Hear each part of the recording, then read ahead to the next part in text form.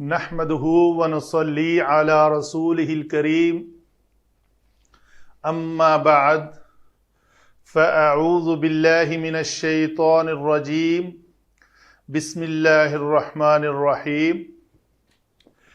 Topic چل رہا ہے جی ہمارا ناصب المضارع۔ جیسا کہ ناصب اپنے معنوی اعتبار سے، اپنی حیت کے اعتبار سے فاعل کے وزن پہ نصبہ سے ناصب بن رہا ہے، تو جیسے فاعل ہے فعل کرنے والا تو ناصب ہوگا نصب دینے والا۔ تو یہ ہے فعل مضارع کو نصب دینے والے حروف، تو وہ ہیں ان، لن، کئی، اذن۔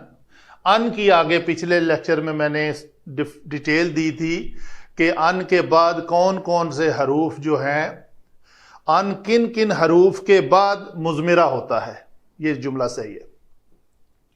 اچھا، تو ہم کہتے ہیں ناصب، تو منصوب ہو جاتا ہے وہ جس کو نصب دیتے ہیں یہ حروف۔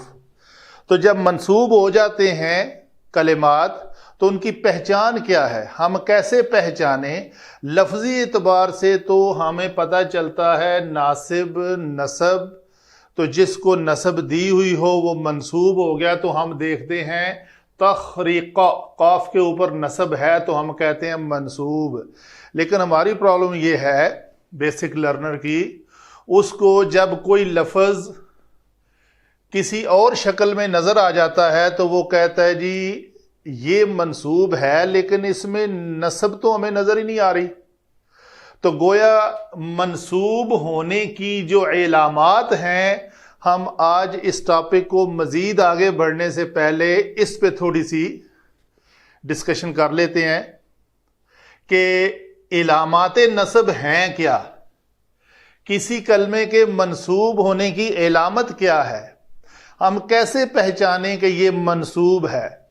تو اس کی دو علامات ہیں، ایک علامات نصب اصلی ہے اور ایک علامات نصب فرعی ہے، یعنی دو اقسام ہوئی۔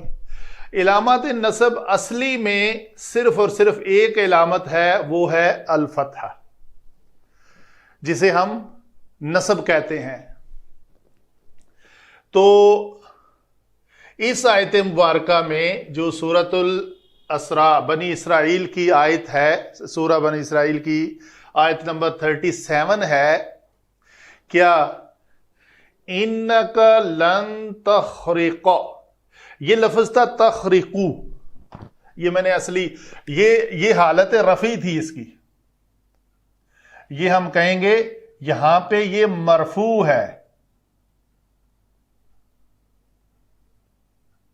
دونوں طرف لکھ دیتے ہیں، تو یہ بھی مرفوع ہے۔ تو یہ جو مرفوع کو دیکھیں، ہر کلمہ چاہے وہ اسم ہو چاہے وہ فعل ہو، اپنی اصلی حالت میں وہ حالت رفعی میں ہوتا ہے۔ کوئی عامل آتا ہے، اس سے پہلے عمل کرنے والا، جیسا کہ یہ ان ہے، کئی ہے، تو وہ کیا کرتا ہے، آ کر اس کو حالت رفع سے نکال کر نصب میں لے جاتا ہے۔ تو یہی ہم ٹاپک پڑھ رہے ہیں کہ اس کو تخرقو تھا تو تحرقو ہی رہ جاتا نا، نہیں، ایک عامل آیا جس نے اس کو حالت رفع مرفوع سے نکال کر نصب میں لے گیا، تو یہ ہو گیا منصوب۔ تو گویا اس میں منصوب ہونے کی علامت فعل مضارع کے اندر یہ الفتحہ ہے۔ وَلَن تَبْلُغَ الْجِبَالَ، تو یہ فتحہ ہے جو تبلغو کو اس نے کیا کر دیا، اس لن کے ذریعے منصوب کر دیا۔ ایسے لکھتا ہوں میں، یہ تبلغو اس کلمہ کے ذریعے یہ منصوب ہو گیا۔ یہاں پہ بھی یہ تخرقو تھا، اس سے پہلے یہ کلمہ ناصب المضارع لن آیا، اس نے اس کو کیا کر دیا، منصوب کر دیا۔ تو گویا یہ ہے ناصب المضارع، جس کی علامات اصلی ہمیں کتنے سیغوں میں ملے گی؟ ٹوٹل 14 سیغے ہیں ہر گردان کے، فعل مضارع کے ٹوٹل 14 سیغے ہیں. تو 14 میں سے 5 میں ہم کو علامت اصلی ملیں گی، علامت اصلی، اور باقی میں فرعی. تو یہ وہ 5 سیغے ہیں، یخرکو، تخرکو، تخرکو، اخرکو، نخرکو. تو یہ 5 سیغے ہمیں جن کو مرفوع سیغوں سے ہم نے یاد کیا ہوا ہے، ان کے اوپر جب ناصب آئے گا تو یہ اس کو نصب دے گا. یہ بات تو کلیئر ہوئی جی. علامت نصب جو الفتحہ کے ساتھ ظاہر ہوتی ہے وہ کیسے ہوتی ہے. آتے ہیں علامات فرعی کی طرف. علامات فرعی وہ ہیں جن میں ہمیں نصب نظر نہیں آتی. ظاہراً ہمیں اپنے نام کے اعتبار سے منصوب ہو گیا تو اس کی نصب ہم علامت نہیں جانتے کہ یہ نصب آ گیا تو منصوب ہو گیا. اس میں علامت نصب کیا ہوتی ہے؟ مثلاً یہ جو 5 سیغے میں نے لکھے ہیں، بالغا یبلغو کی گردان سے یبلغون، یبلغانی، تبلغون، تبلغانی، یبلغنا، تو یہ ہیں افعال خمسہ کے نام سے جانے جاتے ہیں. یبلغون کے ساتھ یہ تبلغون ہے، اور یبلغانی یہ اکیلا ہے، جبکہ یہ تبلغانی کے ساتھ 3 اور بھی سیغے ہیں جو تثنیہ مونث غائب کے اور تثنیہ مونث و مذکر حاضر کے یہی لفظ استعمال ہوتا ہے. گویا یہ تبلغانی لفظ جو ہے گردان میں 4 بار اسی شکل میں استعمال ہوتا ہے. ٹھیک ہے جی. تو یہ ہیں افعال خمسہ. ان افعال خمسہ کے اوپر جب کوئی آتا ہے ناصب المضارع تو وہ عمل کیسے کرتا ہے جی؟ وہ اس کو کہتے ہیں جی اس میں علامت مضارع، یہ میں ابھی کرنے لگا ہوں آپ کے سامنے، حذف النون ہے. یہ میں نے حذف کیا، اس نون کو میں نے حذف کیا تو ایک الف کا اضافہ کیا. چلو اس الف کو بھی میں بلیک ہی رکھتا ہوں تاکہ حذف النون، نون تھا جو ہم نے حذف کر دیا، یہ اس کی علامت ہے کہ یہ منصوب ہے. ہم کہتے ہیں ان یبلغو، یہ میں نے لکھ دیا اس کے ساتھ. صحیح ہے جی. اسی طرح اس میں ان آیا جو ناصب المضارع ہے، تو فعل مضارع کے اوپر آ کر اس نے اپنی کیا تبدیلی کی کہ نون کو حذف کر دیا. تو گویا اس نون کا حذف ہو جانا علامت ہے کہ یہ ان آیا ہوا ہے. اس ان نے آ کر اس کو منصوب کیا ہوا ہے. تو گویا علامت نصب کیا ہوئی؟ حذف النون. اسی طرح تبلغون میں بھی ان آیا تو اس نے کیا کیا؟ ان نے آ کر حذف النون کیا، تو گویا یہ حذف النون علامت ہے فعل مضارع کے منصوب ہونے کی. یہاں پہ پھر ان آیا، اس نے کیا کیا؟ اس نون کو حذف کر دیا، تو گویا اس سیغے کے اوپر بھی ان نے آ کر اس کو منصوب کرنے کی جو علامت چھوڑی وہ کیا تھی؟ آپ کے سامنے میں حذف کر رہا ہوں ارادتاً تاکہ آپ کو حذف گرا دینا، چھپا دینا، مٹا دینا، تو میں مٹا رہا ہوں آپ کے سامنے. تو علامت کیا ہے؟ ان آ کر اس کو منصوب کر رہا ہے. کیسے؟ بذریعہ حذف النون، بذریعہ حذف النون. تو علامت کیا ہوئی اس کے؟ ان کے آ کر، ان نے آ کر اس فعل کے اوپر کیا تبدیلی پیدا کر کے کیا علامت چھوڑی؟ حذف النون. آگے چلتے ہیں. تبلغین میں بھی ان آئے گا تو اس میں سے نون کو اڑا دے گا، نون حذف ہو جائے گی، اور یہ جو یا ہے یہ اس شکل میں لکھی رہ جائے گی.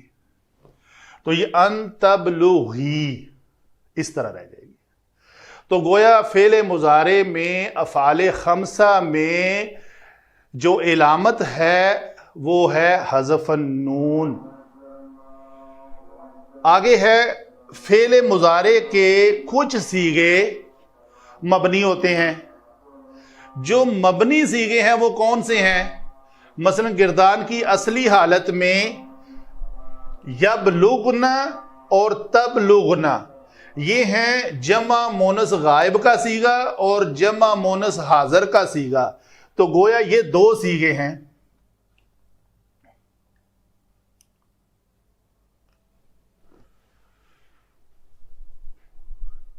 ठीक है जी।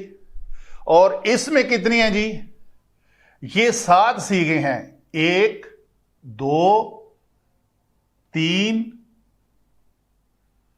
4 5 6 और 7। इसको 5 6 मैंने इसलिए किया कि ये असल में गिरदान में इसी लफ्ज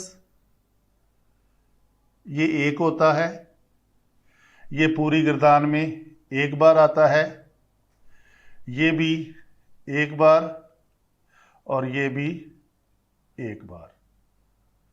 1 2 3 4 और 3 7। तो अफाले खमसा वाले टोटल सीगे कितने होते हैं? 7। और नूने ज़मीरी या नूने निस्वा वाले कितने सीगे होते हैं? 2। और ये सीगे जिसको मैंने कहा था कि ये मरफू सीगे हैं, तो ये तब लोगों मरफू सीगे हैं, तो इसको हम मरफू सीगे कहेंगे। तो ये कितने होते हैं? 5। तो गोया ब्रैकेट के अंदर 7 5 12 और ये 2 14, टोटल 14 सीगे हमारे मुकम्मल हो गए। इसी शक्ल का मैं एक लेसन पहले दे चुका हूं अफाले खमसा के मुताबिक। बस आज हम उसी बात को थोड़ा घुमा फिरा कर किसी और तरीके से कर रहे हैं, ताकि किसी भी तरीके से हमारे जो है ना सीखना और सिखाना अपने असली मकसद को पहुंच जाए। अच्छा जी, इलामत फरी क्या है जी? ये तो मैंने बता दी। इलामत फरी फेल मुजारे के 14 सीगे के अंदर असली और फरई। अभी जो 2 सीगे हैं यबलुगना और तबलुगना से पहले अगर लन आ जाए, ये मैं लाने लगा हूं इससे पहले, ये 2 वाली बात हमारी खत्म हो गई। तो हम कहते हैं जी, ये 2 इधर करके लिख देते हैं, अन अन। ये दोनों सीगों के ऊपर मैं लेके आया अन। क्या मैंने पेश को कहीं से हटा के नस्ब दी? नहीं। क्या मैंने कहीं से नून को गिराया? नहीं। तो गोया मैं जब इनको छेड़ नहीं सकता कानूनन कवायद के तहत, तो ये अपनी असली हालत में ही रहेंगे। इनको इनमें से कोई चीज एडिशन करना या इसमें से डिलीट कर देना मना है, तो गोया ये मबनी हुए।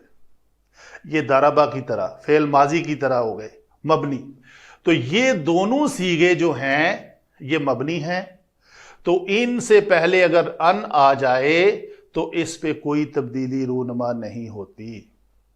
तो किसी तब्दीली का ना होना ये भी इलामत है, इलामत फरई में से एक इलामत।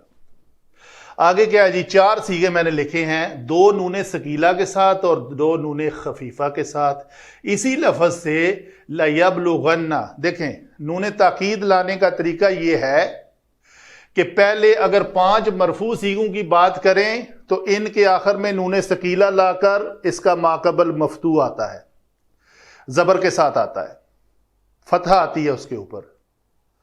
अगर तस्निया के सीगे हों जिनसे पहले अलिफ आ जाए तो वो नूने सकीला खुद कसरा के साथ आती है। ये नूने सकीला वो कसरा के साथ सिर्फ 4 सीगों में आती है। कहां पे? 3 ये और 1 ये। यबलु गौनी वो नून सकीला के साथ आएगी। तबलु गौनी ये नून सकीला नून जेर के साथ आएगी, बाकी सब में फतह के साथ आएगी। नंबर 1 ये नून की हरकत हो गई।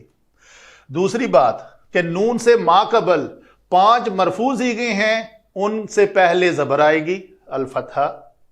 अगर वो ये 4 सीगे हैं तस्निया के तो उनसे पहले आएगी, तो वो क्या करेगी? उसको الف ہی رکھے گی ماقبل تو تبدیلی نہیں آئے گی، ایز اٹ از ہوگا۔ تو اگر پیش والے دو سیغوں کے بعد آئے گی جو کہ یہ ہیں یبلغن اور تبلغن، یہ اس سے پہلے پیش کے ساتھ ہوگی، اور ان سے پہلے یہ چونکہ تبدیل نہیں ہوتے تو ان کے بعد ایک اضافی الف لا کر ہم کہیں گے نون اضافی کریں گے، یبلغنانی تبلغنانی، تو یہ ہے اسلوب نون ثقیلہ لانے کا۔ اچھا جی، تو واپس اپنی بات پہ آتے ہیں۔ جب فعل مضارع سے پہلے کے بعد نون ثقیلہ یا نون خفیفہ آ جائیں تو وہ فعل مضارع مبنی ہو جاتا ہے۔ تو گویا مبنی اٹ سیلف گردان میں دو سیغے ہیں، اور اگر پورے کے پورے 14 سیغوں میں نون ثقیلہ کا دخول ہو جانے کے بعد جو 14 سیغے بنتے ہیں وہ مبنی ہو جاتے ہیں، ان کو تبدیلی ان کے اوپر ہم نہیں کر سکتے۔ تو گویا ان کی مبنی ہونا ہی جو ہے نا وہ علامت ہے اس کے منصوب ہونے کی۔ آگے چلتے ہیں، کچھ اور بھی علامات فرعی ہیں۔ حروف علت ہم نے پڑھے ہوئے ہیں، ایک ہے الف، ایک ہے واو اور ایک ہے یا، یہ حروف علت ہیں۔ تجوید میں ان کو حروف مدہ بھی کہتے ہیں۔ تو گویا جب حروف علت والے سیغوں کے اوپر کوئی ناصب المضارع، یہ ناصب المضارع ہے، لام، اس کو ہم کہیں گے یہ لام تعلیل ہے، تو لام تعلیل کے بعد ایک ان مضمرہ ہوتا ہے، اس ان نے اس کو آ کر نصب دی ہوئی ہے، لیکن اس کی نصب جو ہے اس کے اندر ایک الف کے اوپر چھپی ہوئی ہے، اسے کہتے ہیں منصوب مقدرہ، حالت نصب مقدرہ یہ لفظ ہے۔ تو یہ ہے اس کی حالت نصب فتحہ الظاہرہ، فتح ظاہرہ، اور اس کی حالت، اس کی علامت نصب کیا ہے؟ وہ بھی ہے فتح ظاہرہ۔